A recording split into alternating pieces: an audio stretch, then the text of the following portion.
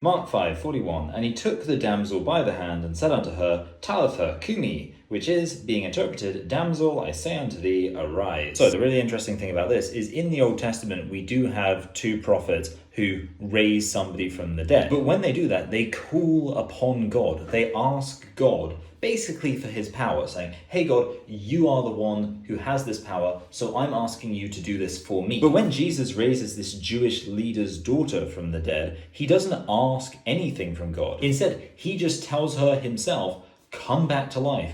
And she does. And this gets a really interesting thing, which is, as far as I know, none of Jesus's miracles are accompanied by him praying for God to do the miracle for him. An obvious explanation for why it is that Jesus never needs to ask for God to perform a miracle is because Jesus is God. So if he wants to perform a miracle, he can just do it himself. And if all four Gospels weren't supposed to be portraying Jesus as God, you would think at least one of them would slip up one time and have Jesus do this thing that many other prophets do, which is call upon God to perform a miracle for them on their behalf. In fact, it's actually very interesting that Mark is the earliest gospel and the one people try to claim has the lowest view of Jesus' divinity. But what's kind of unique about Mark is Jesus doesn't actually say very much. We don't have very many of Jesus' teachings in Mark. Instead, it's almost entirely focused on the things he did, his actions, and the way he helped people through his ministry. So Mark, the earliest gospel, which is supposed to have, according to the standard atheistic Christological criticism of the Bible, the lowest view of Jesus' divinity, is most dedicated to describing all of the miraculous deeds he did. So you would think if this criticism holds any water, then if any book was going to show Jesus while he performs a miracle,